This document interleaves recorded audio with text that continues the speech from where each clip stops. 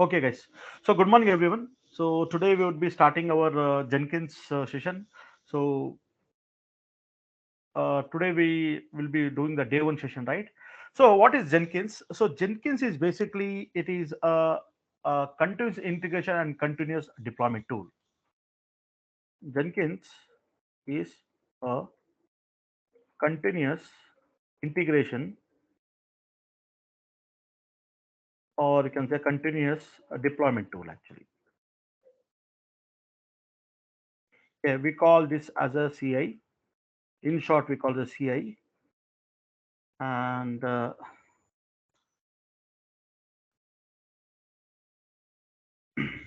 and we call this as a continuous deployment, continuous delivery also we can call, but there is a slight difference between continuous deployment and continuous delivery that would be discussing later, right? So Jenkins is a very famous tool and it is a continuous CI and CD tool actually, basically, right? So before we like get into the Jenkins, right? Getting the details of Jenkins, right? I want to discuss about from no from the top 10 10,000 feet, right? What exactly Jenkins is all about, right? So what we will do now, guys, basically I need to ask you some questions now. Actually, it is a completely totally a non-technical question which I would be asking you all actually, right? So now, so you guys can unmute and you can answer me, right? Some of the questions, right? So we'll be understanding the Jenkins to the 10,000 feet now. We are not getting really in detail now. So we'll just learn about from the 10,000 feet. From 10,000 feet, how Jenkins looks. That's what we will be learning, right? So before we understand, like I want to just ask you some few questions actually. So now, so please answer me some questions actually. So this is a completely non-technical questions. Don't worry. So what is a application or app you use to book the movie ticket? Guys, what is the answer? So yeah, book my show. Yes, good. What ATM. are Inox, Inox movies, or Paytm. else? Yeah, PVR or else what else? Paytm. Paytm. Yeah, what else? Other things? Yeah, there are many apps or applications are there, right? Okay, fine, sir. This is good thing. And the second is that actually, yeah, I know that some of you might even say the same stuff that no, you are using a Book My Show, right? We know that many of the guys, right? They use a Book My Show itself. That is the most app which we always use to book any kind of a movie ticket, right? Okay, fine. That is one thing. Now the second question is, so what is the application or app you use to book the bus tickets? Red bus, red bus, Abhi bus, and Bajaj Yeah. PP. Okay, fine. Only one guy is answering. Others can also answer. Yeah, Red bus. yeah, red bus, red bus. Yeah, some people are calling again red bus. APSRTC, Yeah, sorry. APSRTC. Yeah, APSRTC. Yeah, ATM. that's correct. Or else ATM. KSRTC or Karnataka. Yeah, there are many other apps are there. Or even like some people will book the ticket with the Make My Trip, right? Or else Go IBO, right? Like there are many apps or applications are there, right? But you know that actually most of the us, right? We always try to go to Redbus itself or this app or this application to book the bus ticket, correct? And when we are booking the movie ticket, even though there are many apps or applications are there, but still you see that majority of the people will go for booking for the Book My Show itself, right? So Book My Show and guys, you can mute Book My Show and Redbus. These are the two winners actually, correct? Majority are these are the majority of the people use this actually. Majority of the people use this actually. Use this app. Now, what is the reason behind actually? What is the reason behind using these two apps most? Even though there are many other applications are there, yeah, but still people prefer to use this, right? Can anyone give me any answer on that? Like what exactly? What could be the reason of using this Redbuzz or Book My Show? these are popular apps, right? We know that we can even install in our Android, or even in even in your like Apple iOS, right? You can install these applications and you can do what, you can book the tickets, right? So like some of you might give an answer like, yeah, the user interface is very good. Yes, that could be a thing. Or else these applications are very user friendly, right? These apps are very user friendly, without any hassle free. You can know, you can book the ticket. So you, many of you can give a lot of answers on that, right? A lot of answers you can give it actually. But here the point here is that actually, like, the major, what exactly, why we use these apps, right? The So what I would say actually, apart from what you guys are saying, like, yeah, it's user friendly, this app is most favorable across everyone, like everyone uses it. But I would give a little different answer, because these applications, right, these apps, they were released first to the market actually. So these were the first most applications which came into the market. Similarly, like when you want to book any, like any kind of a cab service or everything, right? The first thing comes to your mind is Ola, and the next you go with the alternative of something like Uber or some other, right? Some other application, right? So why the people choose to go? Because that this was the first which actually came to the market actually, right? The book my show, Redbus or Ola, right? So if you see the Redbus, right, basically Redbus was the application which was actually developed by the no the engineering from the Bits Pilani, and they developed, and they were basically from Hyderabad, and they developed these applications, right? Later, what happened, like that Redbus went to a very big venture, right? And no, they made a lot of huge amount, and finally the Redbus was acquired by the Go IBO, right? This was the company which acquired this Redbus actually. It's the same case even with the Book My Show also, right? So they were released faster to the market. This is the main objective of why people are using these applications actually, right? So any application, guys, any applications or the features of the application, right, released first to the market. Why they release first to the market? Because they faster develop this application and they first release to market, because always it has a business advantage actually. It has a business advantage, right? Always, right? It always has a business. Whenever you develop any new application, right, which is unique applications, and you always release it very faster, right, to the market, it always have an edge actually. It means the people will always go first with that actually, right? It has always a business advantage. So, right, any application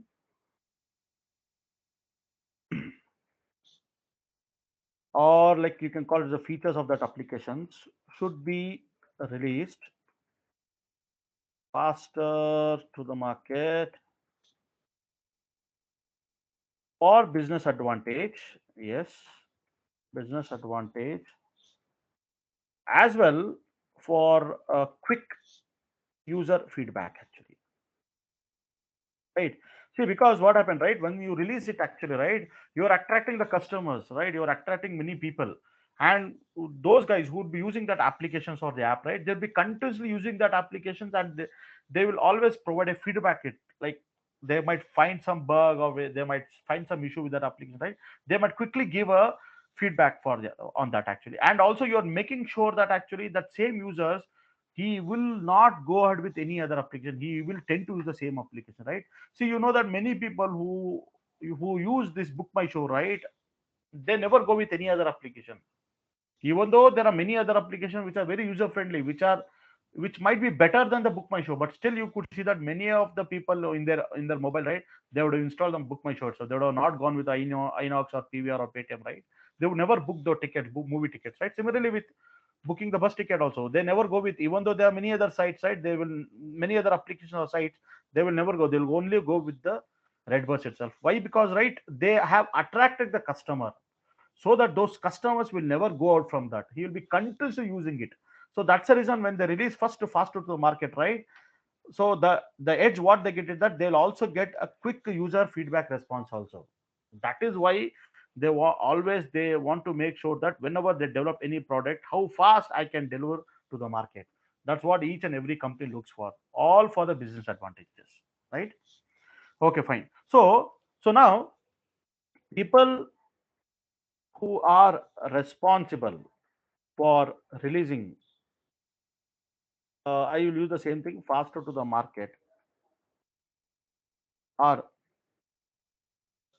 required for how I can say, people who are responsible for releasing fast to market are required for all the projects, all kind of projects they are required, right? See, these applications might be developed in any language. It could be this Red Bus, it could be developed in Java, it could be developed in Kotlin, or it could have been developed in Shift UI, any language which is used, right? So you know that there are some set of people who are always responsible for releasing this application to the market, right? And who are those engineers? You know very well that those are DevOps engineers actually. Always in every industry you will see that a lot of DevOps engineers are there, and their primary responsibility is always releasing faster to the market, right, or faster to the customer actually, right? So it is something like, for all the projects we needed, irrespective of the technology, irrespective irrespective of the technology, irrespective of it could be a .NET, it could be a Java, irrespective of any kind of a technology, right? You need a people actually, right? So by the way, this is what this is what the job description of DevOps role actually. DevOps roles or DevOps engineer, right? So, and you know that, like, when some people who are involved in releasing faster to market, right? Right, those are DevOps engineers. They'll always have a huge demand in the market, right? And also, you know that they are very highly paid, also, right? So that's the reason, right? So, like, whenever any application is developed by the developer in a company, right? So, who are the guys who are responsible for it releasing to the faster the customers? The DevOps engineer actually, right? So always we say that DevOps engineers are the foremost. So their primary aspect is to release it very fast. How fast you can deliver the product to the customer, that is what it is required, and that is what the DevOps engineer will take care of it actually. Right, guys? So now, whenever any application is developed, you see that in the industry, a lot of applications are getting developed. Right? Even in our company, people are there. A lot of people are developers are there who develop the applications, right? So, right. So let me just try to uh, check actually developer clip art. So guys, whenever I'm explaining, I will go with some images or something, right? Always I go with the images. So just to make sure that no images will always, it always fits in our mind, right? Whenever we see the image, we'll understand very fastly. So let me copy this image, and these are not the developers, right?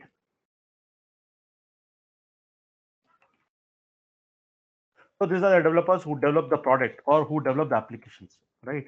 Now, guys, whenever the developer develops the applications or they write the code, let it be in any language, Java, .NET, or Node.js, or PHP, or Python, any language, right? Basically, they need to store all those code into some location, right?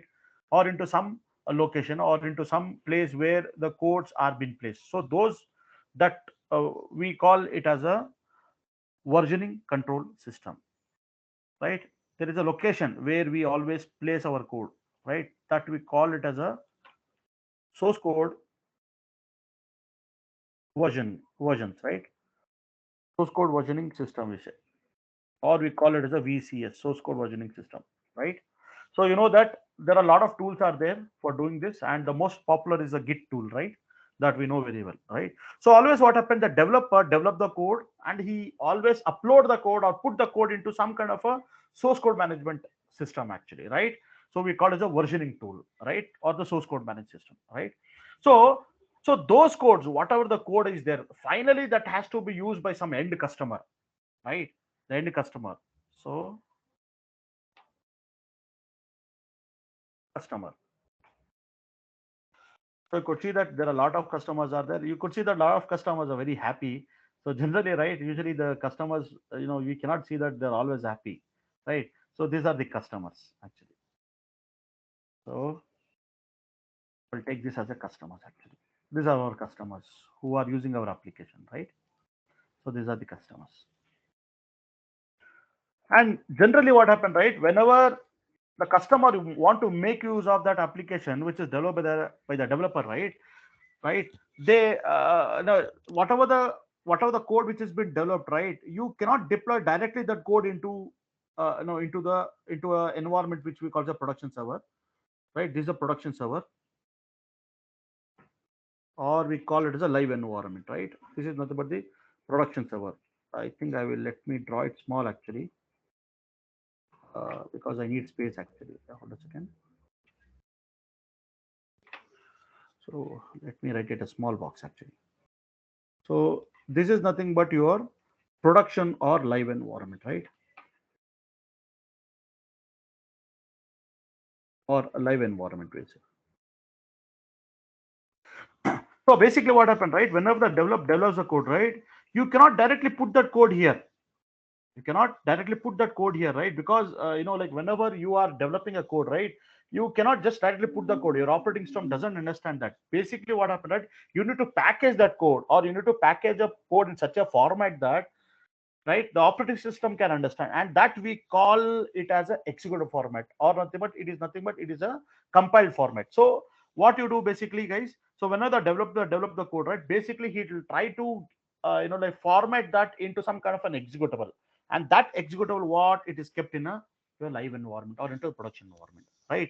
So that code, whatever you have put in your live environment or the production, right, that is what it is being accessed by your customer at the end. Correct? Do you agree with me? See, suppose for example, whenever you want to use your Chrome, actually, do you think that the so basically this whole Chrome code, right? This browser code, it is written in the C++ language, right? Do you think that the whole C++ code is given to you, and you've been told to like you make use of this code so that you can access this Google or the Chrome browser page? No, right?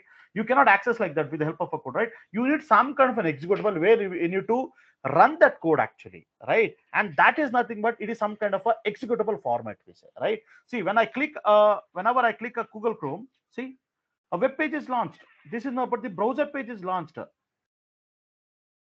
But how this browser page is launched? Because guys, there is something known as a exe file would be given that is installed in your system, and when you are actually running this application, that exe is getting called actually. Now, where that exe is there, you know that, like if you go to your my computer, you go to the C drive, you go to the program 886, you could see that there is something like a Google Chrome. Google is there. See, there's a Chrome, there's an application. See, this is the exe, guys. See, this is the location, guys, where your Chrome exe is written, is been placed over here, right? This is what it is placed here. See, under this there is something like a chrome.exe. So this is a exe file. This is nothing but your executable, right? If you open this, see, if you open this notepad, you could see this is a compiled code, guys. You cannot open like that. This is a completely compiled code actually, right? So similarly, whenever an application is built and packaged and everything given to, right, it is whenever it is been provided in the live server or into the environment server, guys, it should be provided with the help of a executable format, that is in exe format. Correct? Okay, fine. So now, so we have this one, and finally, what happened, right? This source code, whatever the developer has developed the source code, right, and which he has put in a source code versioning tool. Finally, this has to get been built, right? You need some kind of a build system. You need a build system actually, right? So you need to have a software package, right? You need to configure. So what is it, guys? Uh, Software management icon or software package.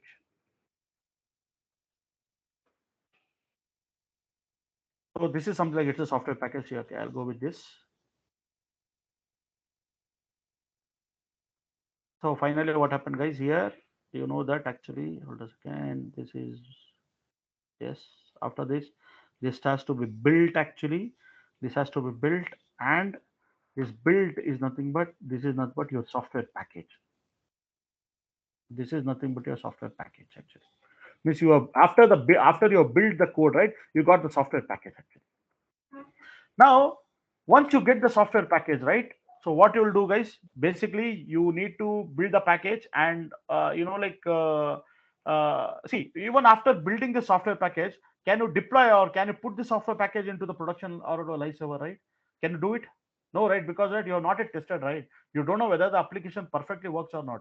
So the developers has developed application, and the software package has been built. How it is built? Through some build tool it has been built. Okay, we will see that what is that build tool later. So that software package, do you think that can we push the same software package live to the production environment for so that the customer can access that application? No, right? You cannot attach, you cannot do that at the very beginning stage, because that we don't know the whether that application is working fine or not, or the basic functionality is working or not. We don't know. We don't have any idea whether it will work or not properly. So hence what happened, right? The whole application has to go through some kind of a quality test assurance. You know that in every company or in every industry, some kind of a software assurance policies are there, right? So it has to that software package, it has to undergo some kind of a, like software quality assurance. It has to go, or software quality policy it has to undergo, so that this package or this software can be allowable to any end customer. So that's the reason, guys, you know that there is a separate team in every industry. Knows the software quality assurance team is there, or else we call it as a testing team, right? So basically what happened is the tester has to test the product. Actually, he has to do a basic functionality testing. He has to check it, right? He has to check the no feature testing, some kind of a performance testing, some kind of a stress testing or regression testing, security testing, some kind of a UAT or staging testing has to be done. You know that there are a lot of environments are available or there in every company where the testers will test the product into each and every different environments. So like, what are those environments? Like if you take it, like there are many other environments like that. You have something known as a system environment, right? You have something known as a system environment, or you can call it the system test environment,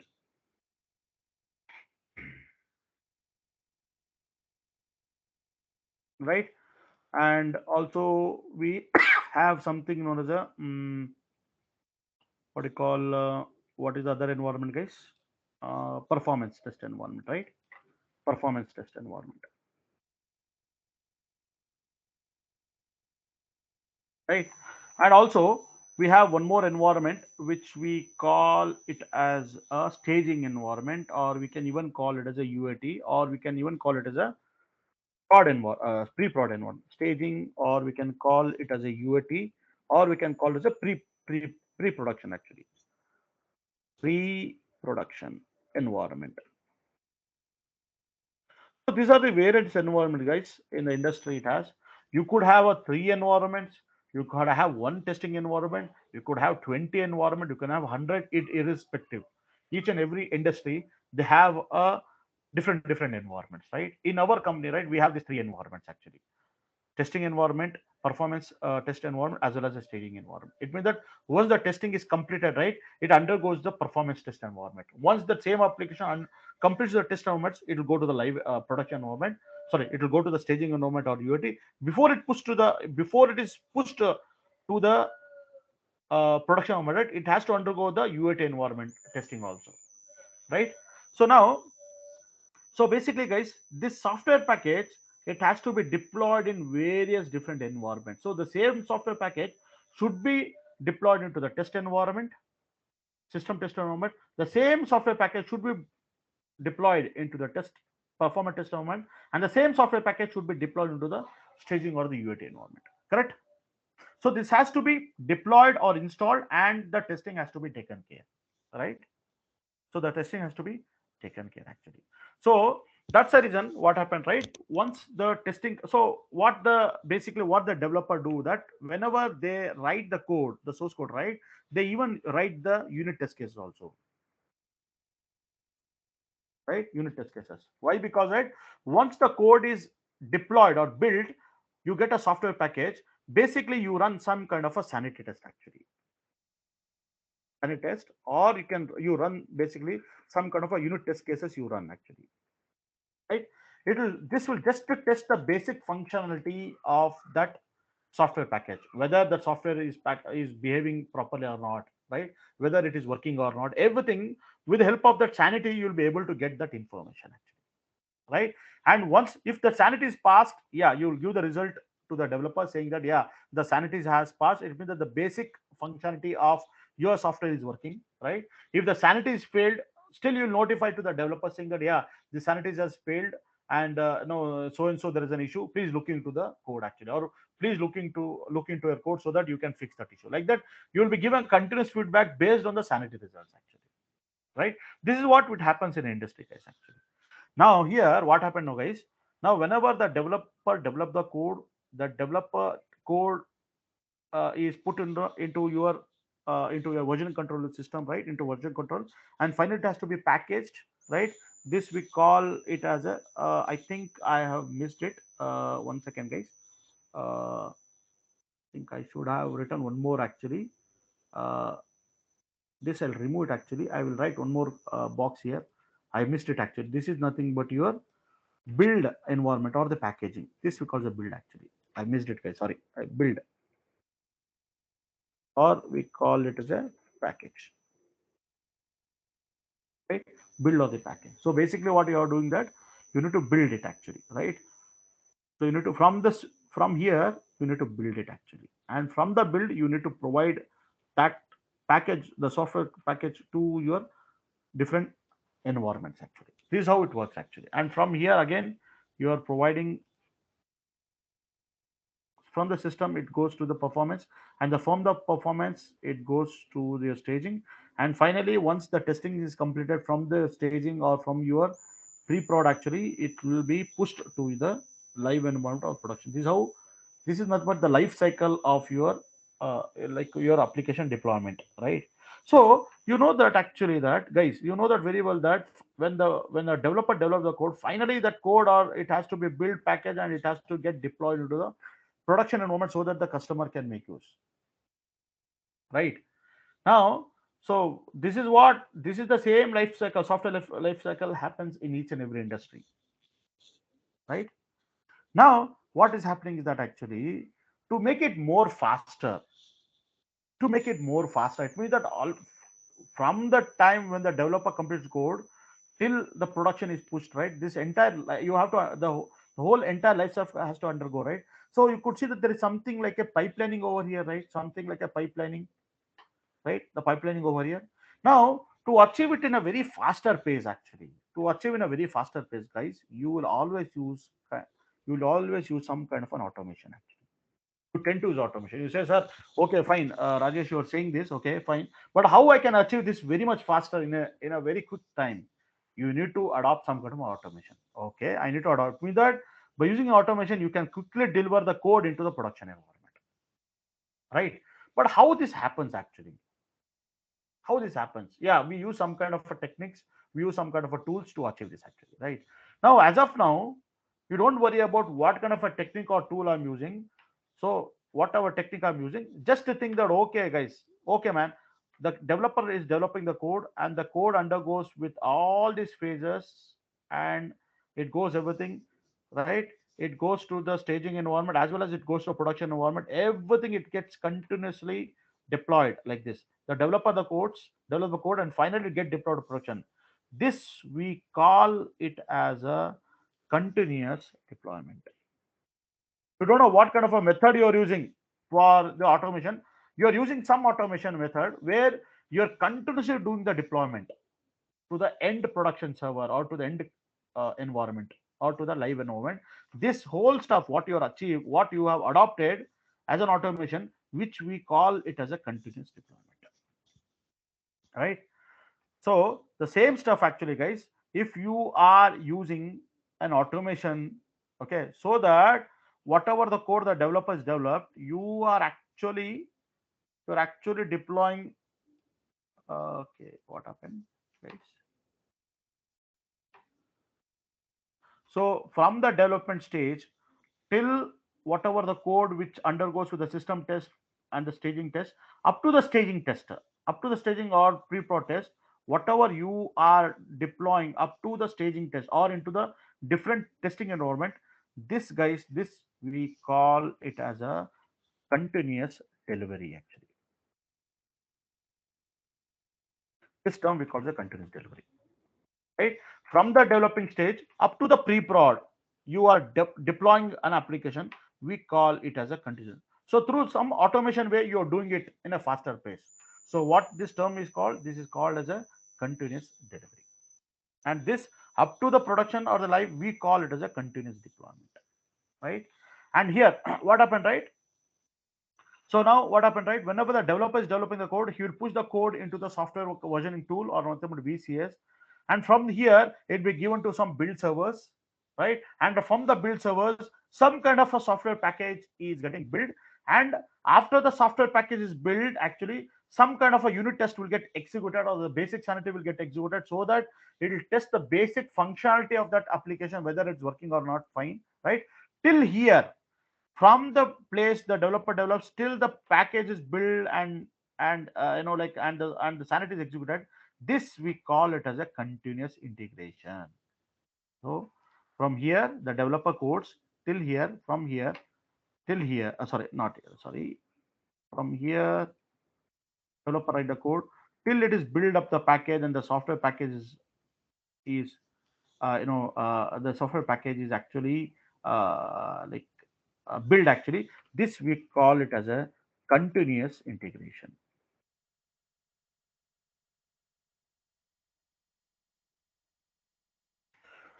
Is it clear, guys, is it clear till here? If suppose somebody asks you what is continuous deployment, means that from the development the code is developed till the production live, it is pushed by using some kind of automation way. You are doing continuous deployment, you are doing up to the production, we call it as a continuous deployment. Whereas the continuous delivery, up to your pre-prod production or to staging, the code is deployed by using some kind of automation technique, which we call as a continuous delivery. And for what is a continuous integration means, till you're building a package and till you're building a software package, and finally you're executing some kind of a unit test cases or some sanity test case or some kind of a smokes test cases, which you are actually executing to make sure that the basic functionality of the software is working or not. Till this stage, we call it as a continuous integration. So what we say, continuous integration. So there's an intro question they'll ask, what is continuous integration versus continuous delivery versus continuous deployment. So this is what they'll ask in interview. What is the difference between this? So you have to just mention this point, actually. Okay. Now, so guys, you could see that actually that for achieving anything, you need to follow some kind of a like serially one after the other. This you are doing, right.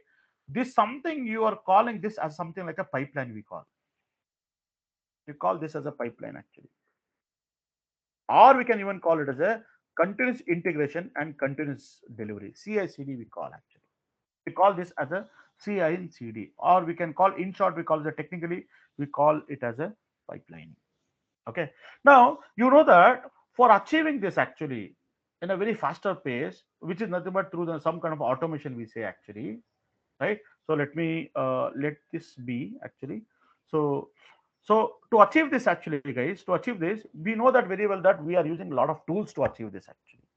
Now what are the tools we achieve it, actually? So you know that actually for the source code management system, we always use a Git, actually. Git is a very popular, actually, right.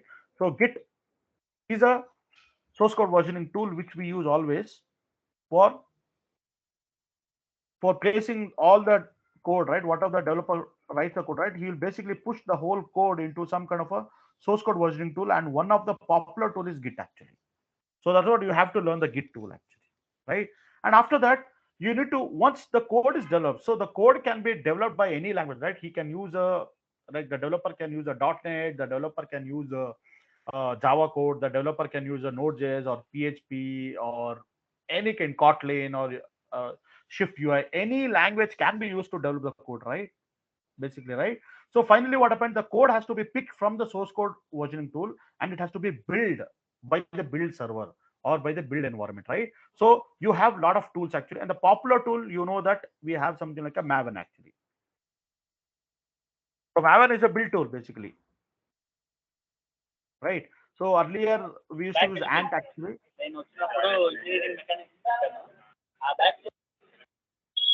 Guys, unmute it, please. You have a Maven, right? Even for like for .NET, you have MS Build, actually, MS Build tool. This is MS build tool, guys.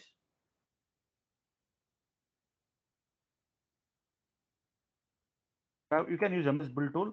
Or else nowadays, you know very well that nowadays people are actually building, deploying everything. They're shipping the application to a Docker actually.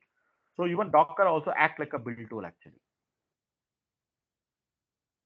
So you are doing all kind of a shipment, everything, the application shipment, everything to the Docker container, right? So Docker can also be act like a build and packaging actually, right? Now, right? So now, guys, now what happened, right? This software package, right? What are the software packages there, right? Let me open one more MS Paint, right? So it will not, it will, it will clutter hole in the same thing. Now we have here, you could see that we have something like a software package, guys. The software package. So I'll go with this again. I could have copied from there itself. So this is not but the software package, right? So this is what the software package which you have got after your build, right? Build package, you got the software package, right? Now, this software package, finally what happened, guys, this you need to deploy into some environments. So you have various environment like system test environment, performance test, as well as staging environment or UAT we call, right? We need to deploy finally this to this package actually. To deploy it, basically, guys, you need an infrastructure or you need a servers actually. So from here, what happened, right? What you say that actually you need an infrastructure, guys, actually. So do you need an infrastructure, guys? What you do, guys? You need an infrastructure means you need a servers actually. So what is the basic question you'll ask first? The basic question what you're going to ask is that actually is the infra or like you can call it the server is available. This is what the question you will be asking. So is this environment is available? So here we are saying that environment is there, but is it environment is available? That's what the question is asking. So there could be only two answers, right? Either it could be no or yes, right? It could be no or it could be yes. So it has only two answers, right? It could be no or yes, right? So what is it? It could be no or it could be yes. Right? So if it is no, okay, I don't have any infrastructure. So what is it actually? You need to automate or means there should be some tool where you need to automate the virtual server. It means that you need to assign or you need to create a virtual server, right? You need to create a virtual server. Of course, you cannot allocate a physical server. Obviously, you need to always automate the virtual servers. We call it as infrastructure. We call it as infra. And technically speaking, infra creation. Technically, I always say it as a like always call it as a infra provisioning. This is what I technically always say. Infra provisioning. Right, guys? Infra. We call it technically as infra provisioning. And you know that for the infra provisioning, right, you have lot of tools available, and the popular one is a Terraform. We have already discussed. We have already covered the Terraform, right? So Terraform. So this is what the Terraform actually.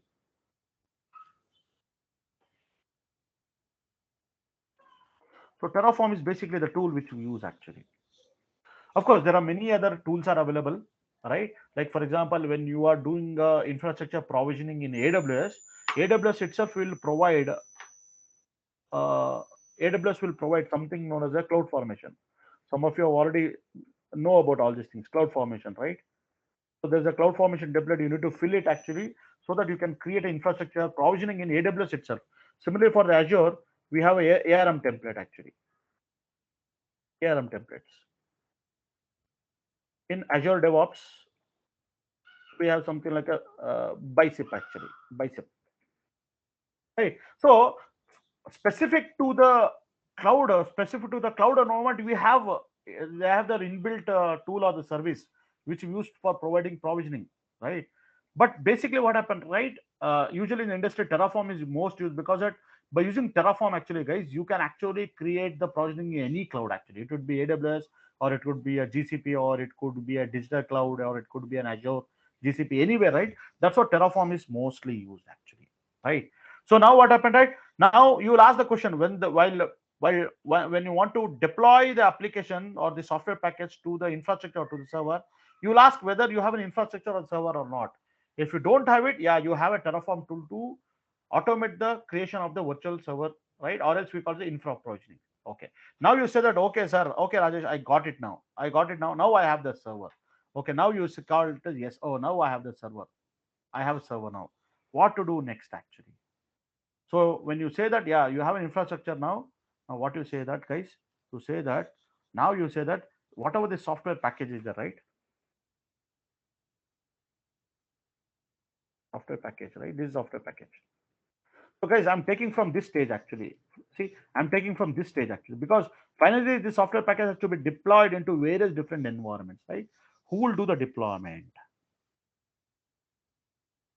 So you need to install or deploy the application.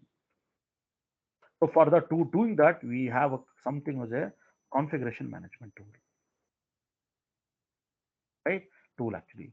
And we know that the popular tool is nothing but your Ansible or Chef actually. These are the very popular tool which are available. And Ansible, we have covered to some ample extent, right? We have already covered in our course. So we have Ansible. So this is what it is.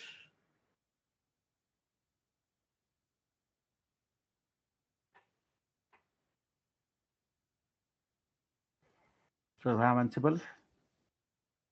Also, like, yeah, Chef is used, but nowadays you could see that people are more tend to use Ansible rather than Chef actually. Chef software icon. So this is a Chef tool actually.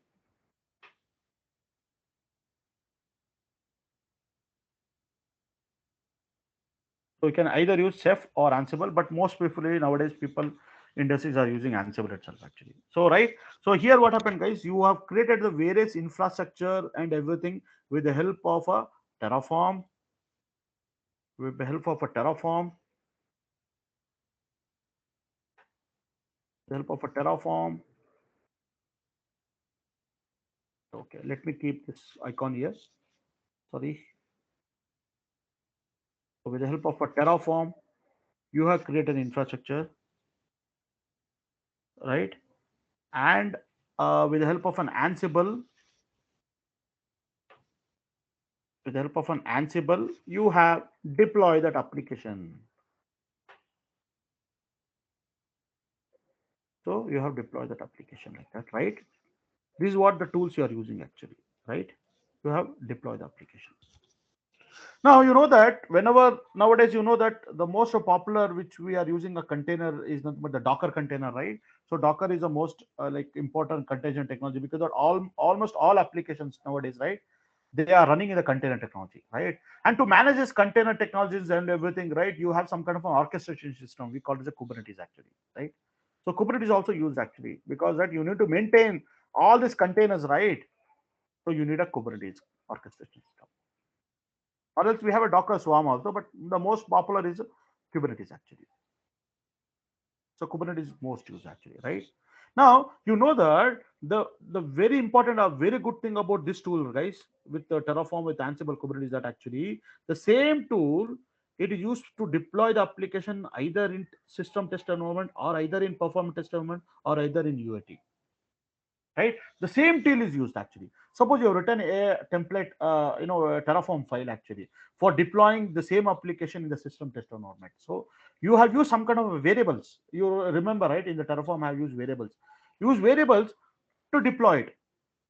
The same template or the same Terra file can be used even for deploying in the same application, even in the performance test environment or even into the UAT environment. You have to only change some kind of a variables. That's all. Those variables values only have to change it. Similarly, the same with Ansible also. You want to deploy the code, the same software code in the system test environment. Yeah, you have written an Ansible file or the playbook file you have written, and you have used the variable. Only with slight changing the variable values, right, you can deploy into any other environment. That is what, guys, these tools are very popular. That means that you can make use of the same playbook file or the same Terra file again for different environments, right?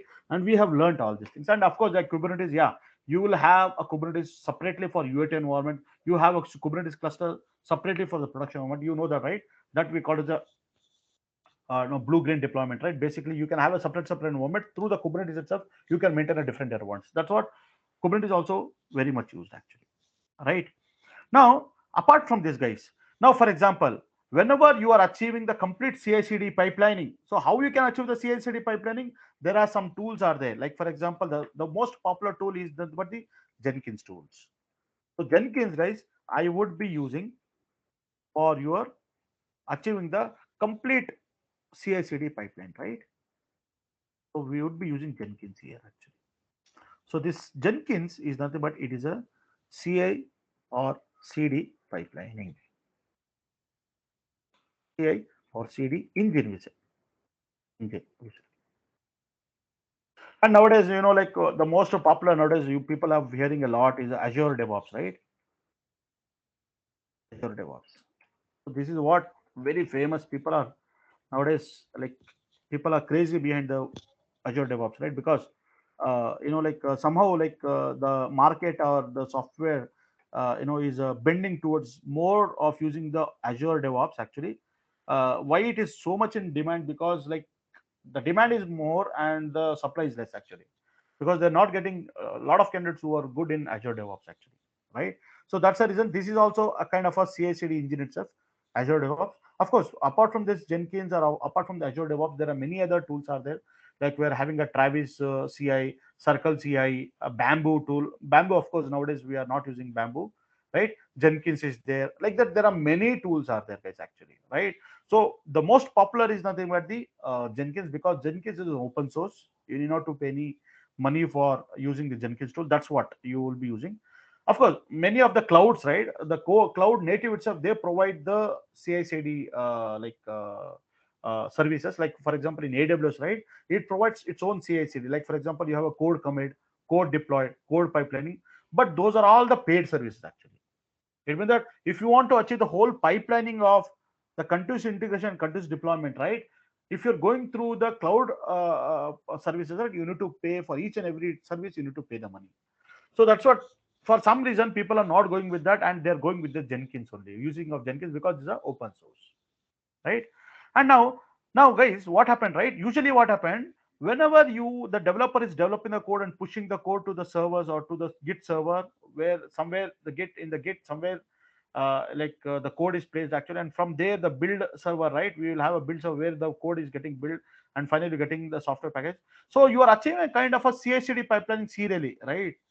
So it means that if any one server goes down, or if any one of the service goes down, or if it get breaks, you cannot achieve this pipelining completely. You cannot achieve this automation healthily.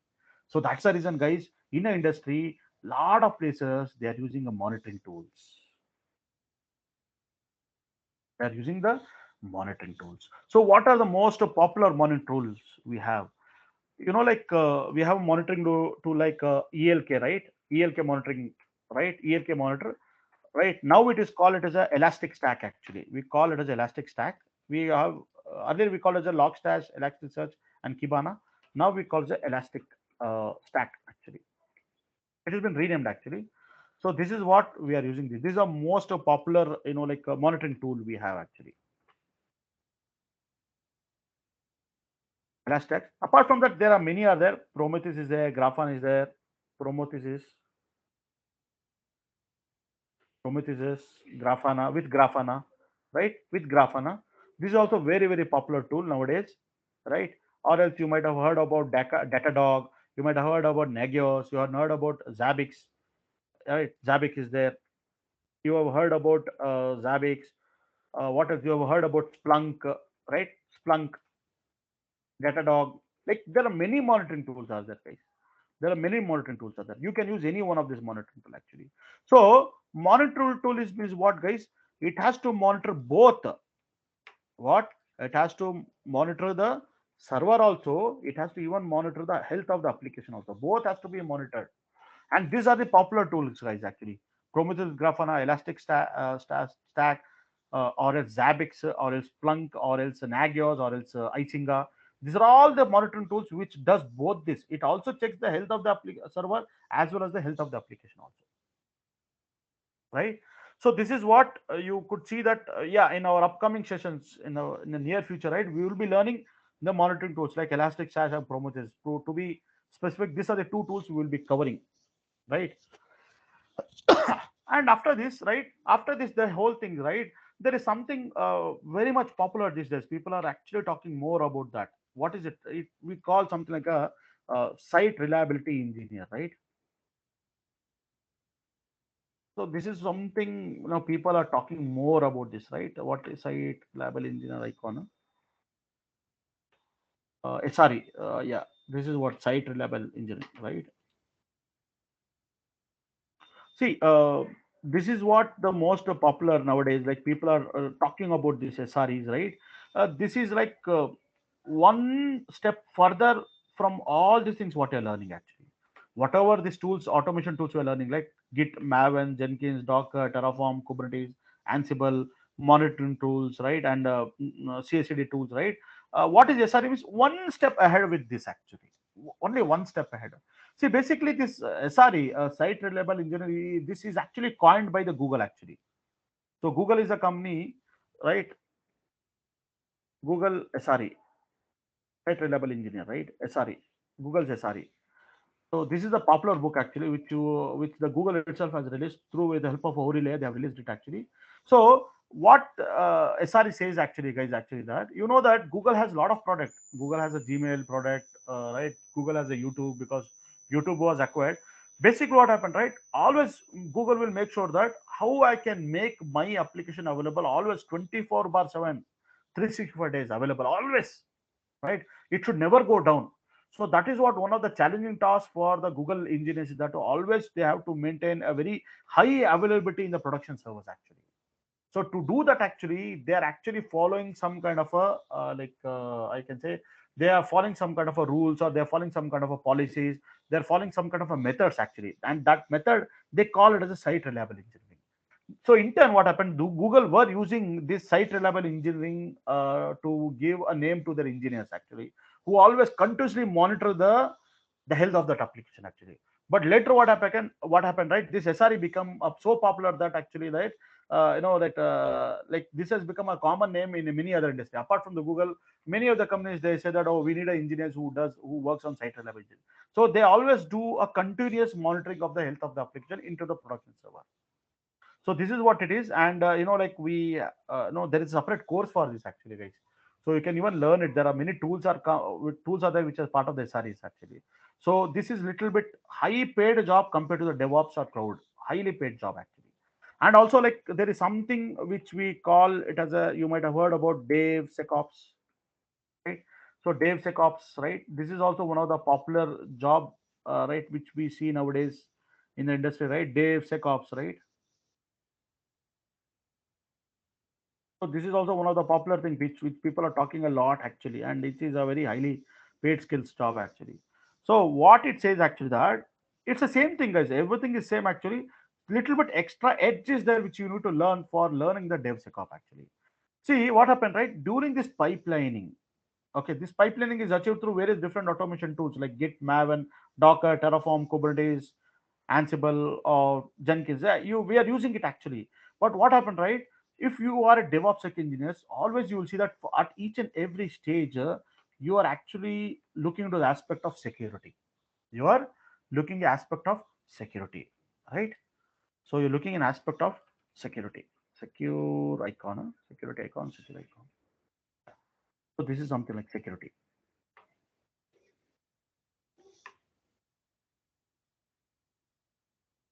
So guys, so each and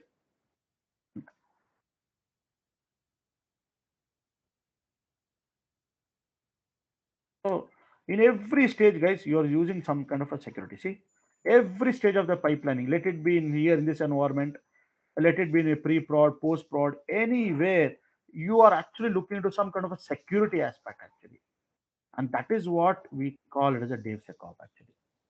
So I think I have removed. I think it's gone actually. DevSecOps,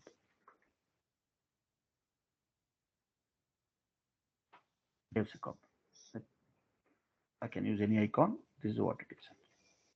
So this also a very highly paid job, guys. This is also a lot of in a lot of places, right? They are using this DevSecOps, and for learning again, there are a lot of tools are there actually which you need to learn.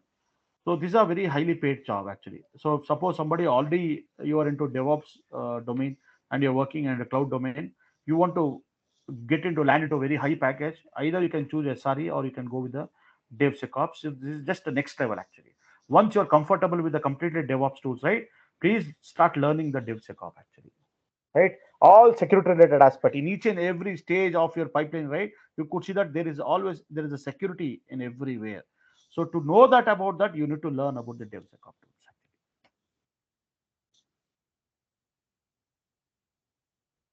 Is it clear, guys? So I think I hope guys you understood, right? Actually, still we are not yet come to the Jenkins or anything. We are just learning from the 10,000 feet how exactly things looks like, right? So any doubts you have, guys, till here?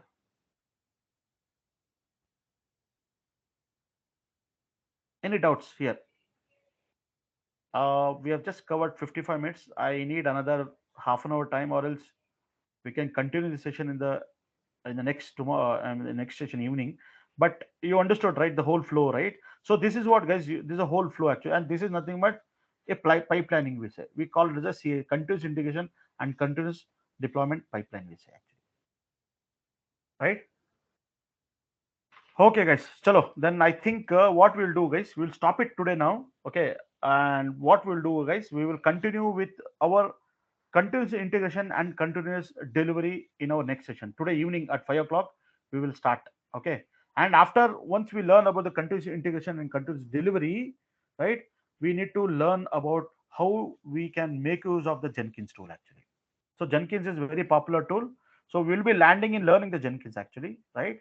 Why we are choosing Jenkins? Why not other tools? Yeah, we will discuss about that thing, and then how to install Jenkins. What are the prerequisites, right?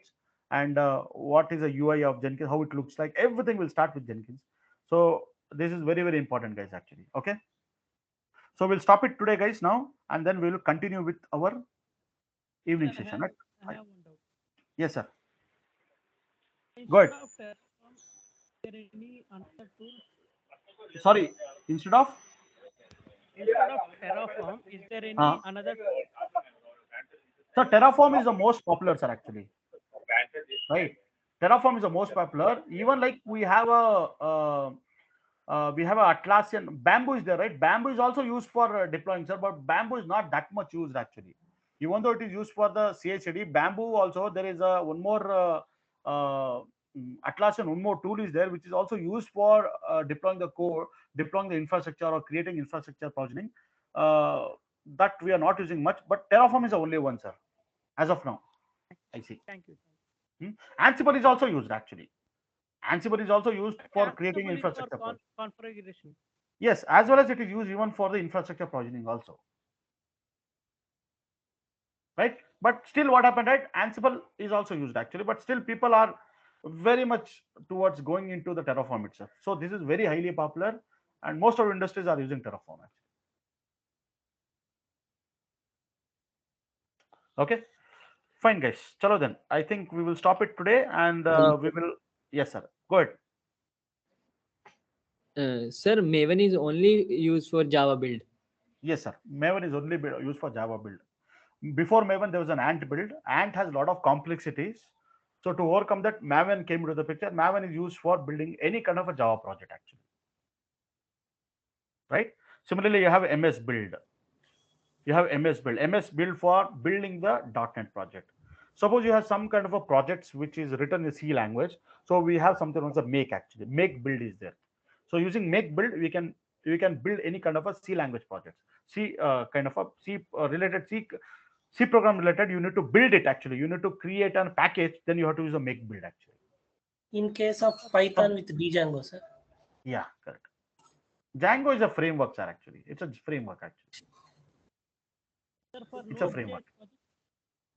In order to deploy Python with Django, then we have to use which tools? Maven or EY Builder, I think so. No, that's sir. yeah, Django is a framework, right? That's what I understand. I am not that much sure, but Django is a framework which is used for developing any kind of a web applications, right? So whenever you are designing a web applications, right, you use a Python with a Django. Actually, Django is a framework actually. Okay.